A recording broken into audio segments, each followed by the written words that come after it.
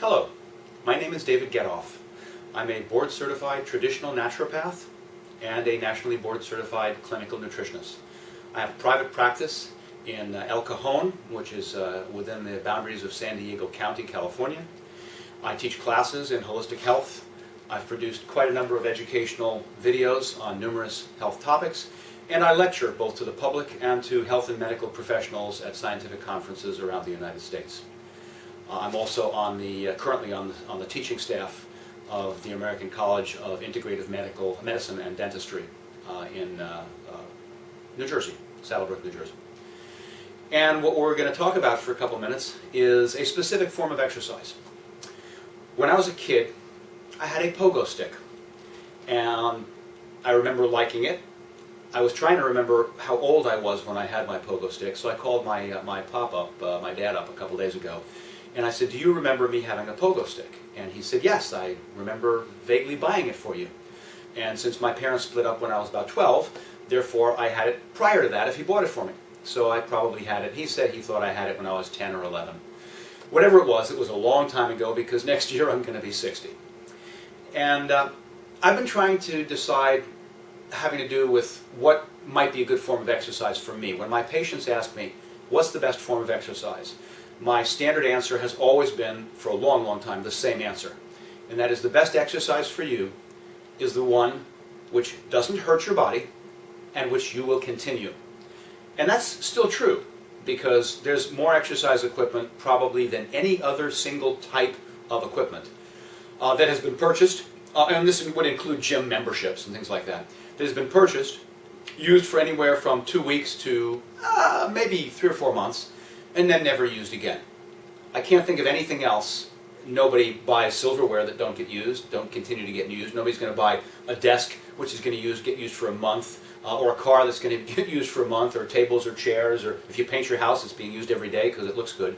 I can't think of anything else that would fit that category. If there is anything, email me and let me know. But exercise equipment and gym memberships, they get used for a short amount of time, and it was a pretty big waste of money. So whichever one you will continue remains my best answer. But a lot of my patients say, well, all right, I understand that's a good answer. How about if I say, whichever one you tell me, if I can get myself to do it, if you say it's the best, that's the one I'm going to try. Then my answer changes. Then I want something which is not likely to harm the joints of the body, the spine, the shoulders, your knees, all the various different joints which get hurt quite a bit from a lot of different types of exercise, such as running. Running can be very, very taxing and harmful on the body. And so I want something that's not harmful to the body, or that is as little harm as possible. I want something that gives you some amount of cardiovascular, and that you can regulate it, so you can decide to make it more cardio or less cardio if you like. And I'd like something which greatly stimulates the lymphatic system. Your body has one pump, and that pump is your heart. Your heart circulates your blood through all the various different blood vessels in the body. But the lymphatic system, which is separate, is circulating lymph, and lymph is one of our main detox systems, I guess. All right, one of our main detoxification systems. So if we can help to further stimulate the lymphatic flow in the body, instead of just walking around and have it go through the one-way valves and then stop and go through them and stop, if we can actually pump it, then that helps in many different ways. There are actually some cancer clinics where people use these little 3 or 4, 4.5 foot mini trampolines. They're called rebounders. And the cancer patients are told, to the ability that they're able, without hurting themselves, and if they are unstable, there's a support bar that they hold on to get on that, and 6 or 8 or 10 times a day, bounce for as little as 2 minutes or 3 minutes or 4 minutes, many, many times, because it continues each of those times to help support the circulation of the lymph flow. And so that's very, very good. Now, the rebounder anybody can get onto, almost anybody. You can put a support bar on there. Most of the rebounders are rated at about 300 pounds, so even if you're pretty heavy, not over 300, but up to 300, you can get on there. Some people are fairly unstable, so they're holding onto the support bar, and they're moving their legs up and down, but not enough to leave the bouncing platform. So the person is going up and down, but their feet never leave the flexible mat with all the springs attached on the side. They're still pumping the lymphatic system. They could still do enough to get out of breath, so they don't want to do it too much that's too hard that's going to be a problem, unless their doctor has said that's okay. That's just my legal liability part in there. And then other people that are in better condition are actually leaving the platform. Either way, when you come down, whether it's just going up and down in connected, or whether you're separated and hitting it, either way, because it gives so much, it's very soft to the body. In other words, when you jump on wood, or you jump on concrete, or you jump on blacktop, or even if you jump on sand, or even on your front lawn, it's not going to give very much. Concrete's not going to give at all. The wood will barely give. Your front lawn, if it's got a lot of grass and it's pretty wet, might actually go down a quarter of an inch or a half an inch, and you'll get some mud on you. But I'm talking about something that when you jump on the trampoline, it goes down anywhere from 2 to 5 inches.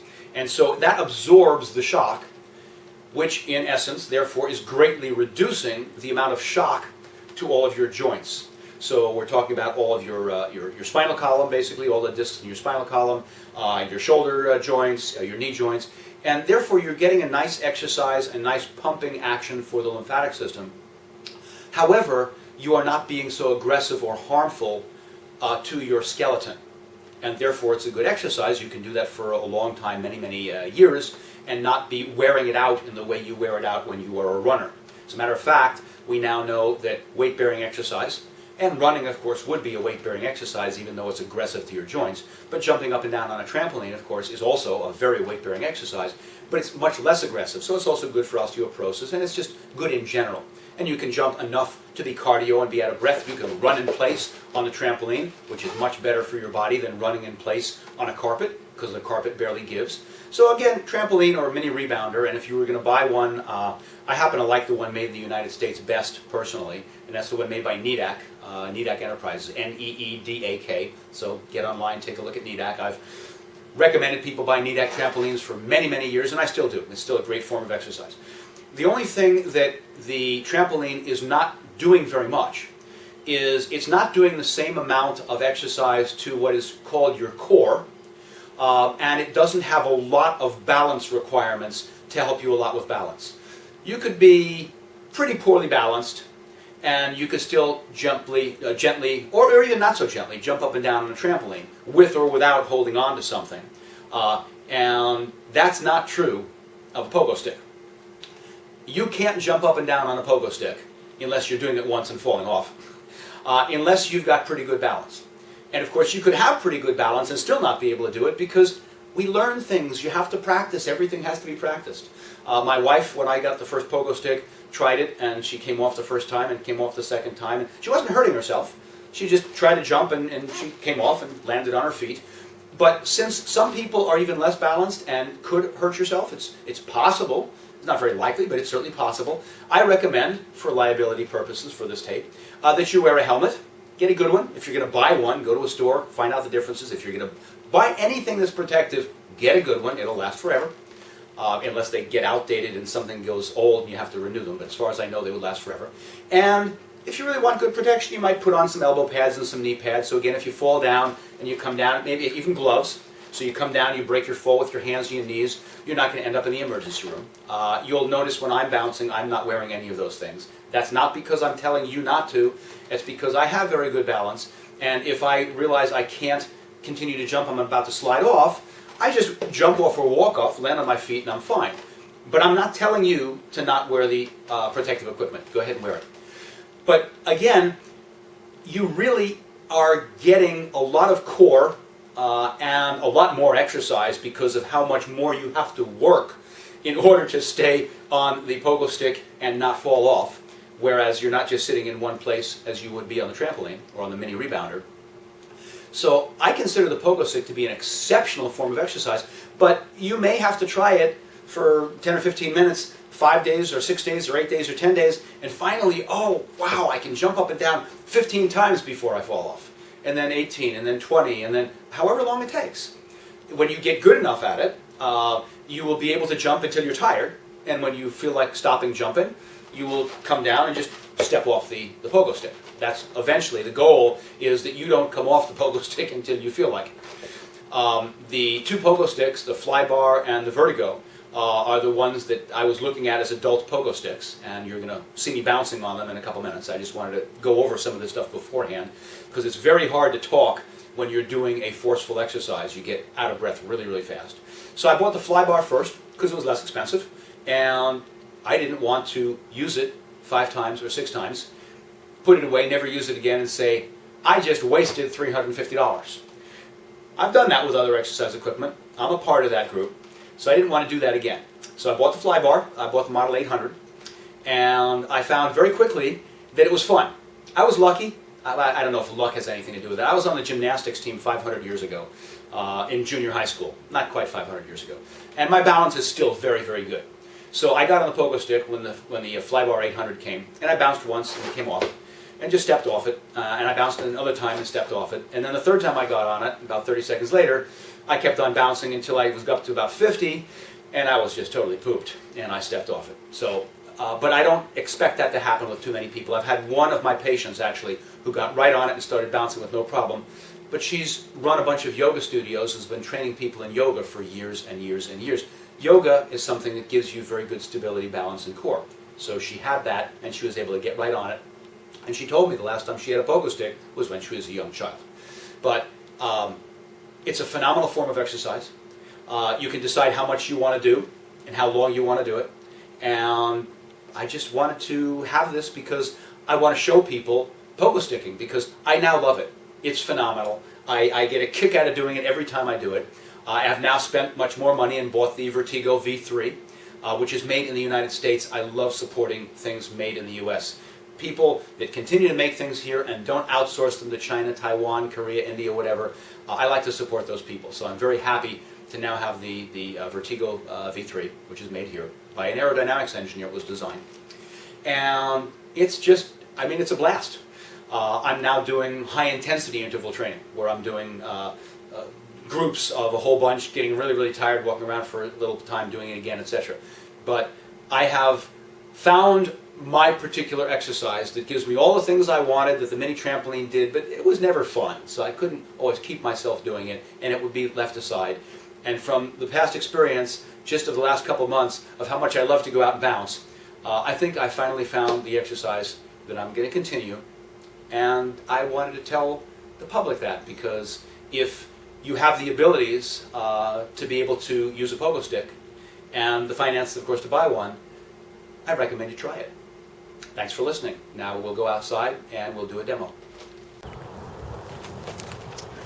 All right, so if you can hear me, I hope you can hear me. Let's see, let's move the Vertigo V3 out of the way. Let's grab the Flybar 800, and I just get on it, and it's not as easy as it looks, believe me. Well, actually it is if you're very good at balance, but for most people that have tried it, it hasn't been. So you get on it, and if you push down more, then you go more slowly, and you go up higher. If you push down less, you go more quickly, and you don't go up as high. And hopefully you can hear how noisy it is. And that's, you know, the tolerances. And again, I mean, it was a great first unit. So let's stop that one. Put that off to the side. Get the Vertigo V3. One of the things that you find as you exercise, and most people know this, especially runners, if you're doing an exercise and you're just doing it, you will not get as tired as quickly as if you're doing an exercise and you're talking to somebody, or in this case, talking because I'm being videotaped. So it's much more tiresome simply because I'm talking. You'll notice this is much quieter. The other one has bands. This has used compressed air inside it.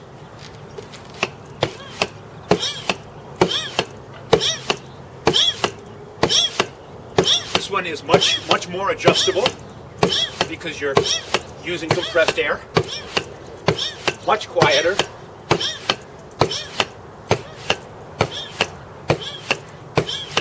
And you're getting a lot of exercise. So, for a almost 60-year-old, like I said, next year I'll be 60, that's the new exercise I found. I love the Vertigo V3 for people that can afford it. For people that can't, I guess the Flybar is certainly a good beginning one. And as little as I was just doing, that's already tiresome. Normally what I do is I bounce about 200 times, and to turn it into high-intensity interval training, which you probably have to check with your doctor to make sure you're okay with before you hurt yourself. It's also called HIIT, H-I-I-T, high intensity interval training. I would bounce as many as I could before I was really tuckered out, which for me right now on the new one is about 200. Then I would stop, walk around for 5 minutes, 6 minutes, 8 minutes, until I feel recuperated, and then go do it again. And of course the second time, you can't do 200, so maybe you're doing 100 or 70 or whatever until you're tuckered out, and you walk around for a while, and then you do it again, and that's high intensity until you're tired, until you got to stop, and then you take an interval, and then you do it again, and you keep on doing that, and you could do that as many times as you could for, let's say, 45 minutes or an hour. So that's just my little bit on pogo sticking, which I love.